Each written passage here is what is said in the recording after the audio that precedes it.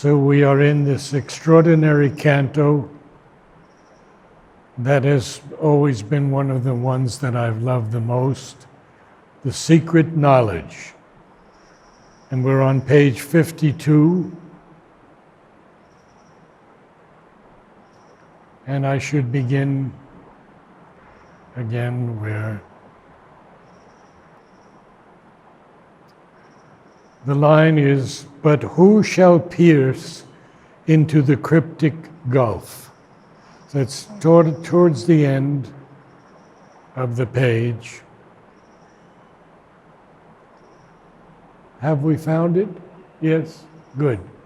So this is very, very important because Sri Aurobindo has been telling us that we rarely understand the events of our lives, and everything is a kind of mass of unintelligible results. And so what is to be done about it? It's like a cipher of subliminal quiverings. So what he's going to say now,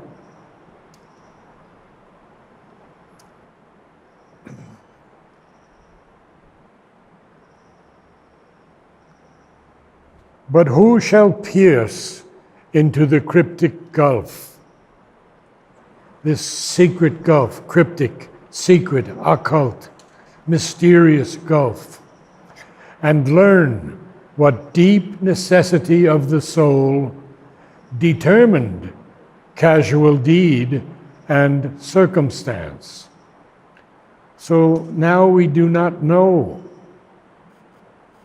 what is a casual deed.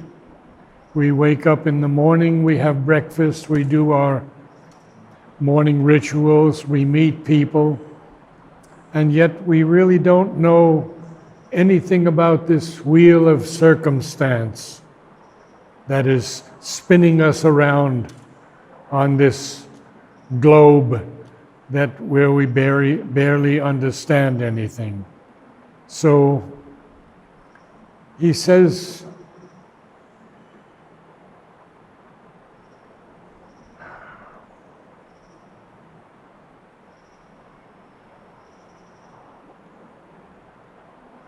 I should go back a little bit.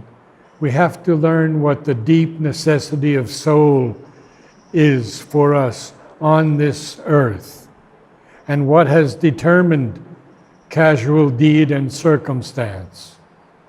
And of course, I said we're absorbed in a routine of daily acts, and our eyes are fixed on an external scene. Yes, of course, we hear the crash of the wheels of circumstance and wonder at the hidden cause of things. But now he's going to turn things around and tell us what we could do, what is possible. Yet a foreseeing knowledge might be ours if we could take our spirit's stand within, if we could hear the muffled daemon voice. Now, daemon is not demon, it is a guardian spirit. The daemon voice is a guardian spirit. In mythology, it's a mythological being that's part God and part human. But here it simply means a guardian spirit. So we move on then to the next page.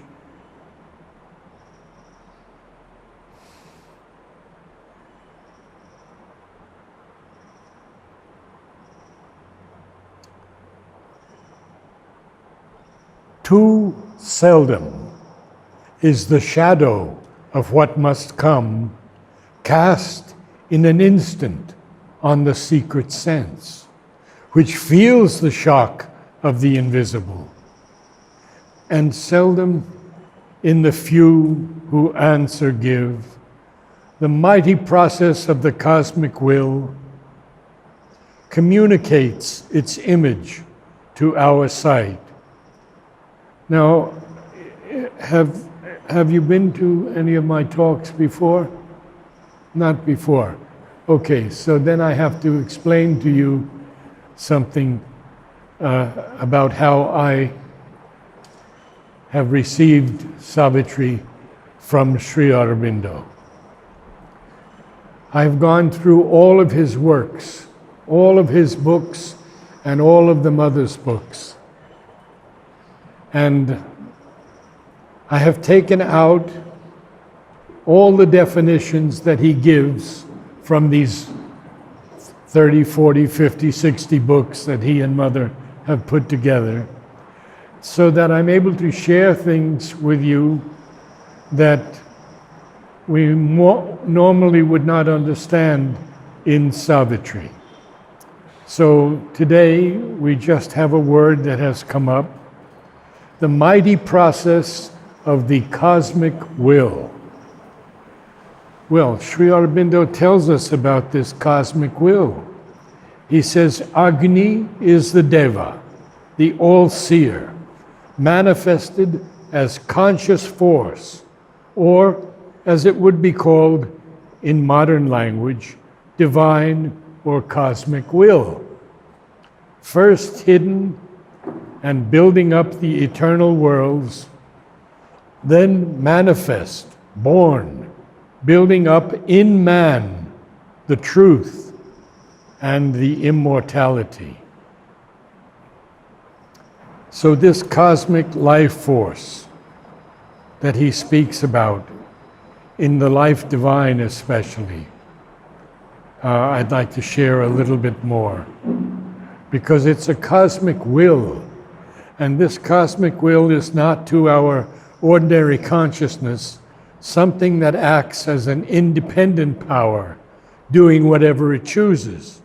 It works through all these beings as an independent power,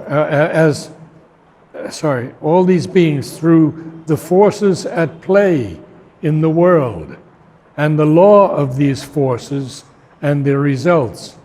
It is only when we open ourselves and get out of the ordinary consciousness that we can feel it intervening as an independent power and overriding the ordinary play of the forces.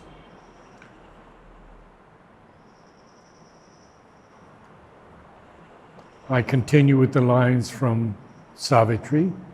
The mighty process of the cosmic will communicates its image to our sight, identifying the world's mind with ours. Of course, now he's going to tell us about ourselves again. Our range is fixed within the crowded arc of what we observe and touch and thought can guess. So basically, he's telling us in the ignorance that we live in, everything is a duality. Good and bad, true and false, love and hate. And so our range is fixed within the crowded arc of what we observe and touch and thought can guess. And this has been the direction of science for centuries. Science has said only what the senses can verify is true. And suddenly now everything is changing. This fellow I watch quite frequently on the YouTube is an extraordinary scientist.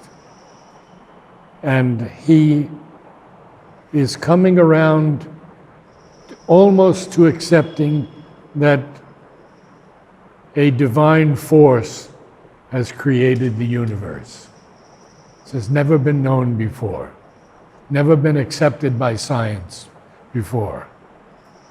So there's a great breakthrough happening in science, as there is in our lives, because Mother and Sri Aurobindo have brought down the supramental into the world. Now, Sri Aurobindo had to give up his body to implant in the earth the supramental force. But 23 years after he left us, what was the mother doing?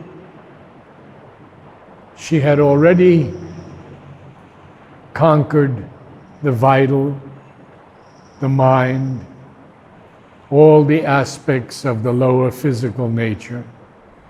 She was transforming the cells of her body for 23 years.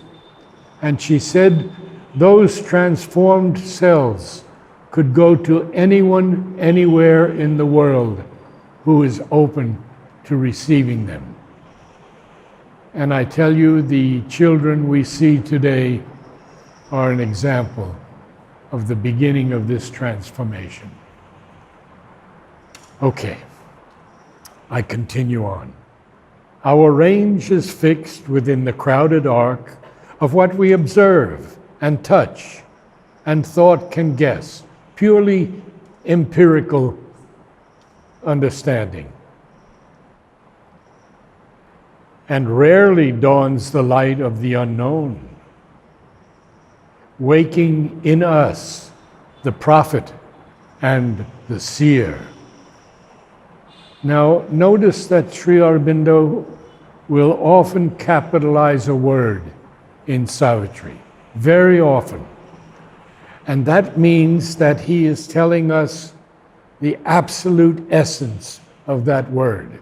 So we have the word here, unknown, with a capital U. And what does he tell us about the unknown? Well, from the Life Divine, he says, the unknown is not the unknowable. It need not remain the unknown for us, unless we choose ignorance or persist in our first limitations.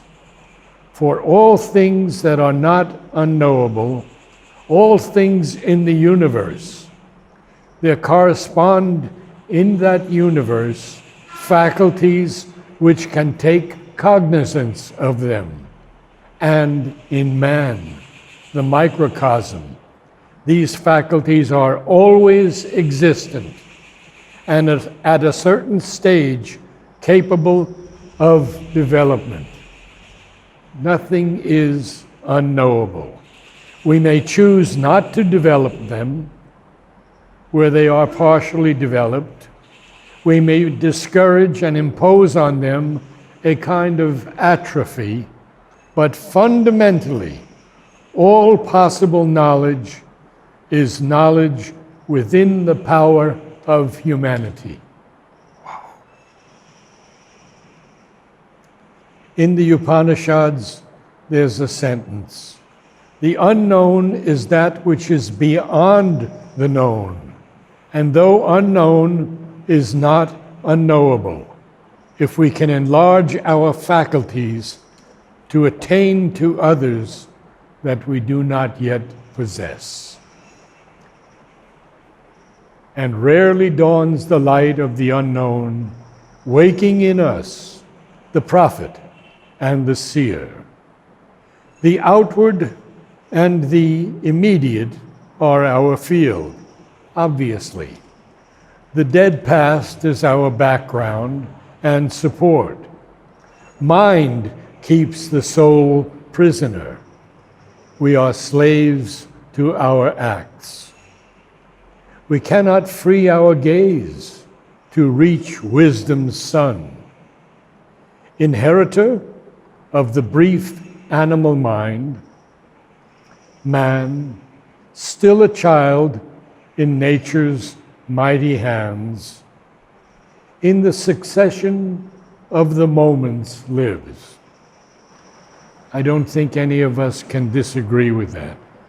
We live in the succession of the moments. We have to do this today, we have to meet this person tomorrow, we have to do this next week. We should have done this yesterday. We live in the succession of the moments. To a changing present is his narrow right. Yes, we have a right to a changing present, Things can change for us day to day, moment to moment.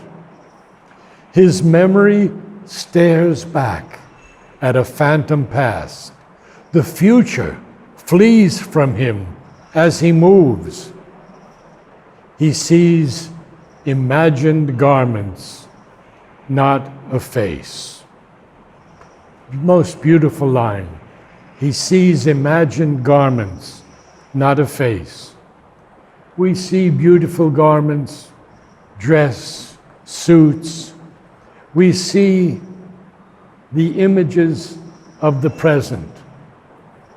A beautiful flower, a sky filled with marvelous clouds, but we don't see the face.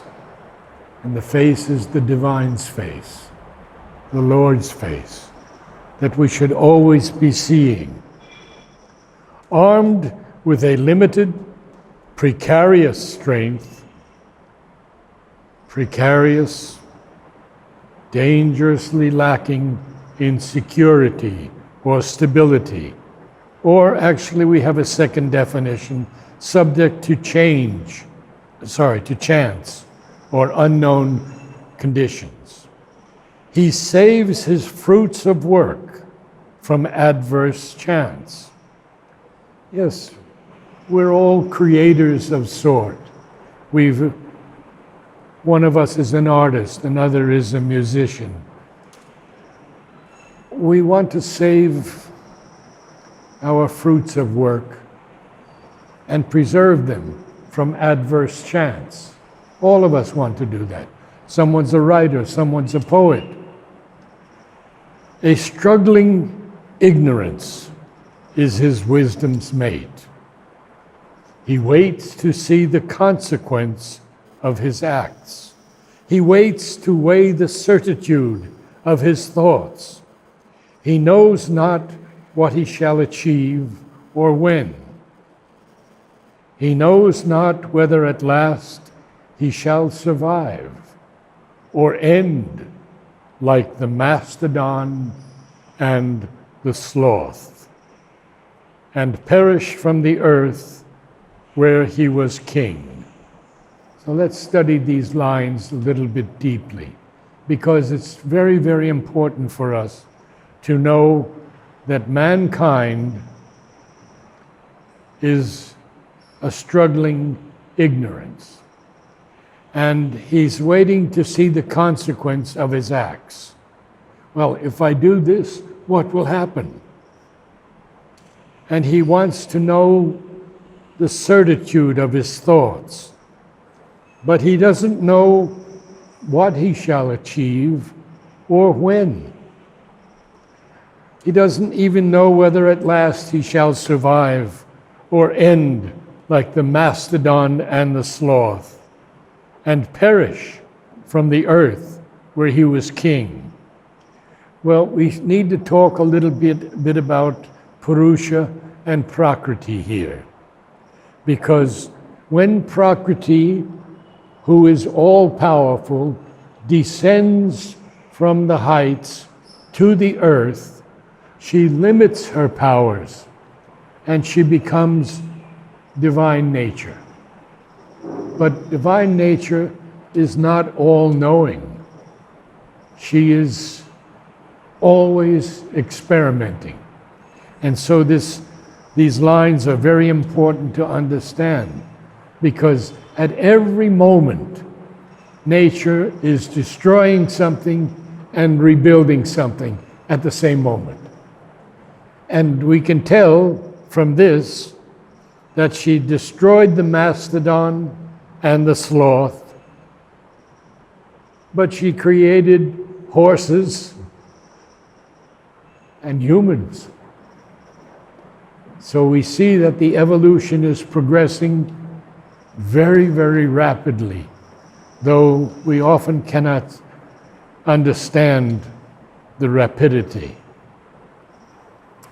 So you see, the mastodon was all-powerful in his time, in the Pleistocene eras, from the Miocene to the Pleistocene epochs.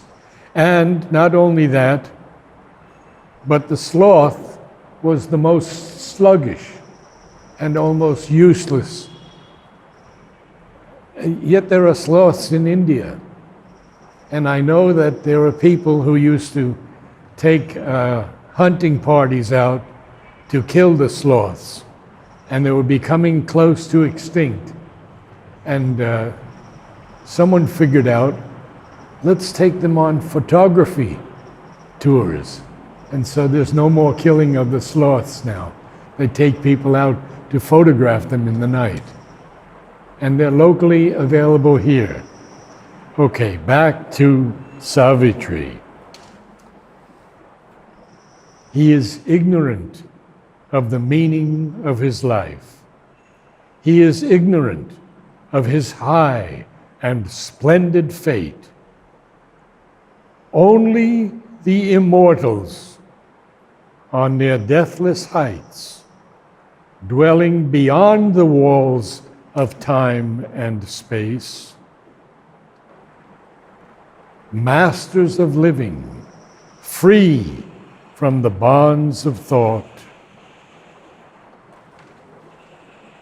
And you can see here that I'm scrolling rapidly through because there are so many definitions in the integral yoga that we have to understand. So let me dwell for some moments on Sri Aurobindo's words, capitalized time and space. Well, he says time and space are the conceptual movement and extension of the Godhead in us. Wow. So that is from the essays on the Gita. Now, in one of his letters on yoga, there's a very important reply to a disciple. Time and space are not limited. They are infinite. They are the terms of an extension of consciousness in which things take place or are arranged in a certain relation, succession, order. There are again different orders of time and space. That too depends on the consciousness. The eternal is extended in time and space, but he is also beyond all time and space. Timelessness and time are two terms of the eternal existence. The spaceless eternal is not one indivisible infinity of space. There is in it no near or far, no here or there. The timeless eternal is not measurable by years or hours or eons. The experience of it has been described as the eternal moment. But for the mind, this state cannot be described except by negatives. One has to go beyond and to realize it. And I have pages of definitions from Sri Aurobindo of time and space and the bonds of thought. So I'll just share with you, we have time, some things from the Life Divine and the Essays Divine and Human. Thought in itself, in its origin on the higher levels of consciousness, is a perception, a cognitive seizing of the object or of some truth of things, which is a powerful but still a minor and secondary result of spiritual vision. Spiritual vision, of course, we know it as the opening of the third eye, has the complete vision. But Thought does not.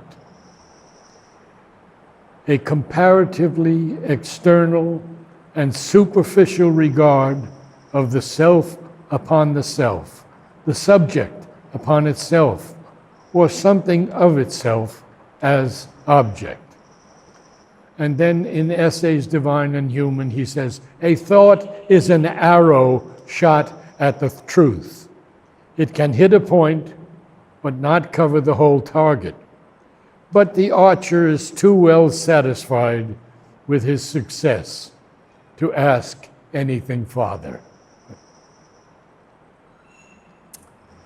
All living thought is a world in preparation. All real thought is a thought manifested. In reality, thought is only a scout and pioneer. It can guide, but not command or effectuate. That's from the Synthesis of Yoga. And we could spend a half an hour just on those two terms, time and space and thought. But we're in Savitri, and we'll be seeing these things many, many times in the future. So I'll go on to page 54 at the very top. And what we are going to find out here is something also very, very unique. You can see how much I have to scroll. So these beings are overseers of fate and chance and will. Now, what is fate? From Sri Aurobindo.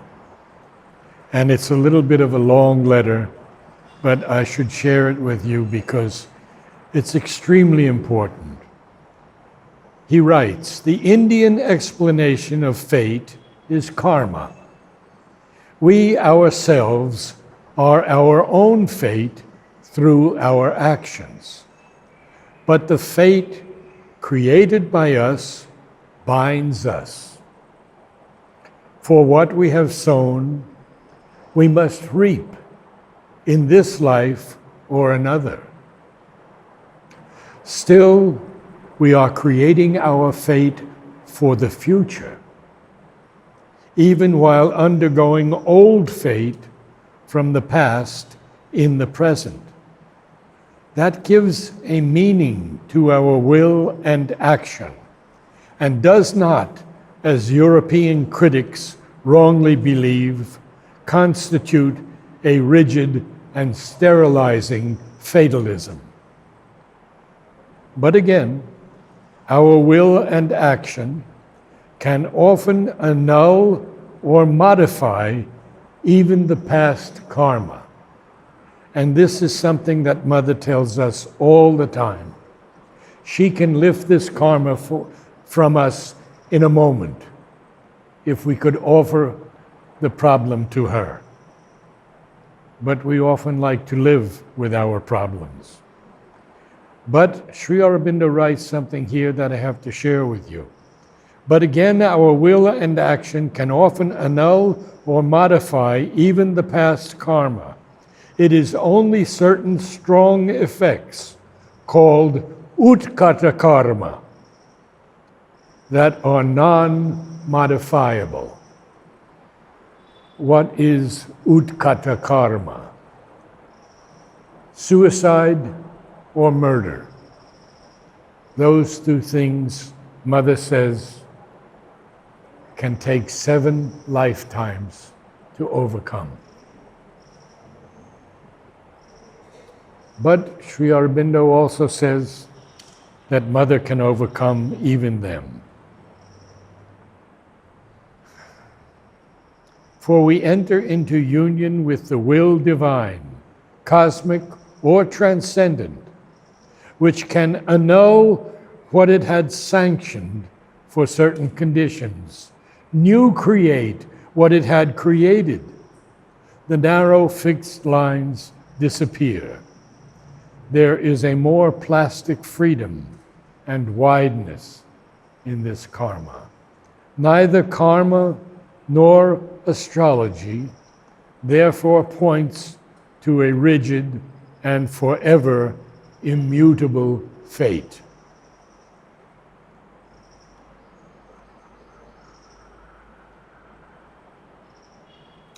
In the essays Divine and Human, he writes, "Fate is God's foreknowledge outside space and time of all that in space and time shall yet happen.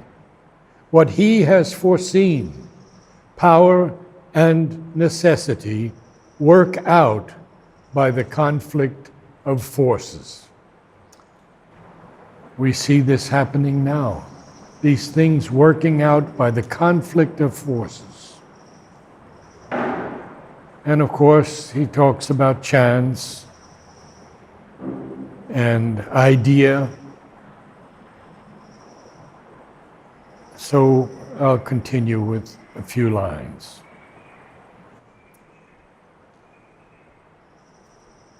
Who are overseers of fate and chance and will. So you see, he capitalizes chance and he capitalizes will. And all these are extremely important aspects of the integral yoga that eventually we will all have to understand. So then he says, and they are experts of the theorem of world need. Now, the word is theorem, not theory.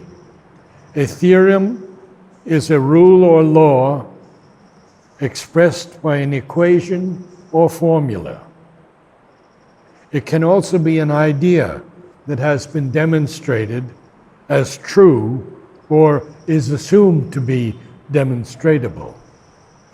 Can see the idea, the might that change time's course. Idea, might, and time, all capitalized in one line. And in his small book, The Supramental Manifestation, he defines idea for us, and it's very important that I quote this for you. The idea is the realization of a truth in consciousness, as the fact is its realization in power. And the second quote, the idea is not a reflection of the eternal fact, which it so much exceeds. Rather, the fact is only a partial reflection of the idea which has created it. Now, he often uses this capital idea as a hyphenated word, real idea, which is a synonym for the supramental. The idea I am presenting goes farther in idealism. It sees the creative idea as real idea. That is to say, a power of conscious force expressive of real being, born out of real being, and partaking of its nature, and neither a child of the void nor a weaver of fictions. It is conscious reality throwing itself into mutable forms of its own imperishable and immutable substance. The world is therefore not a figment of conception in the universal mind, but a conscious birth of that which is beyond mind into forms of itself.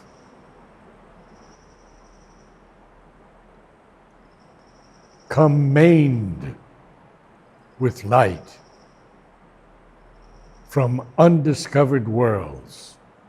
Here, while the world toils on with its deep, blind heart, the galloping hooves of the unforeseen event, bearing the superhuman rider near, and impassive to earth's din and startled cry, return to the silence of the hills of God.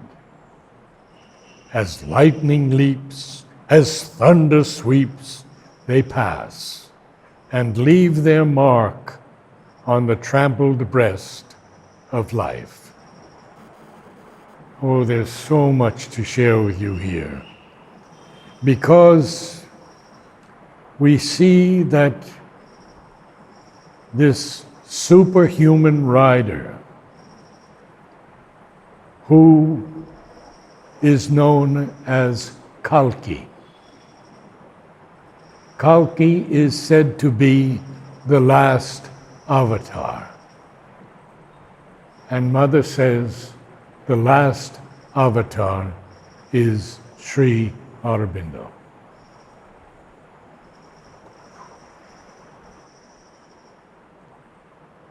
Of course, Kalki is shown as coming maned with light from these undiscovered worlds. And on this white horse, bearing the superhuman rider near, the superhuman rider, Sri Aurobindo. And impassive to earth's din and startled cry, return to the silence of the hills of God. As lightning leaps, thunder sweeps, they pass and leave their mark on the trampled breast of life. So I'll close with some definitions from Sri Aurobindo of life.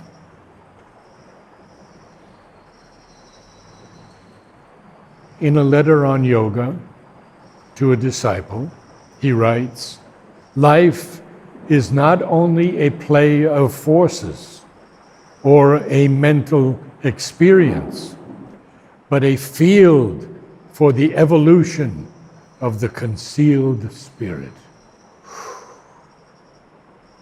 All life is only a lavish and manifold opportunity given us to discover, realize, express the divine."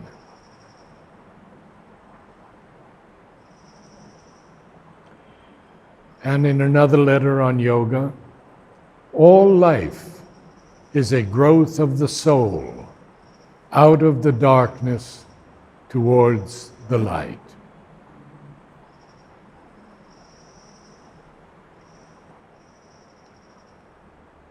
When we study this life as it manifests itself upon earth, with matter as its basis, we observe that essentially it is a form of the one cosmic energy, a dynamic movement or current of it, positive and negative, a constant act or play of the force which builds up forms, energizes them by a continual stream of stimulation, and maintains them by an unceasing process of disintegration and renewal of their substance.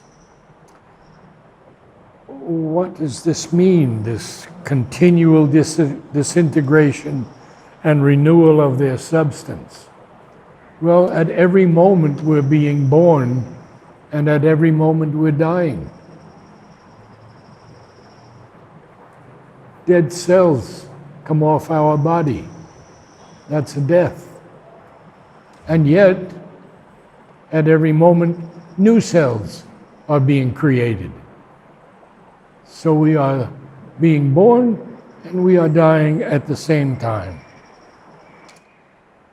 This would tend to show that the natural opposition we make between death and life is an error of our mentality. one of those false oppositions, false to inner truth, though valid in surface practical experience, which, deceived by appearances, is constantly bringing into the universal unity. At every moment, this life is changing. At every moment, there is the opportunity for an extraordinary upward growth. We live now in the ignorance. The ignorance can be described as level 1. Body or matter, life, and mind. If we can arise out of the ignorance, we will enter what is called the spiritual domains of consciousness, which begin with the higher mind and then move towards the illumined mind, and then upward toward the intuitive mind. And all these different aspects of the mind are joined together in the overmind. Now, the overmind is still susceptible to duality, and that only changes when we enter the supermind. And that is why Sri Aurobindo and Mother came here, to bring it down so that we can experience infinite love, peace, harmony, and unity. We have a minute or two if you have any questions. Feel free. Thank you. Thank you. Savitri is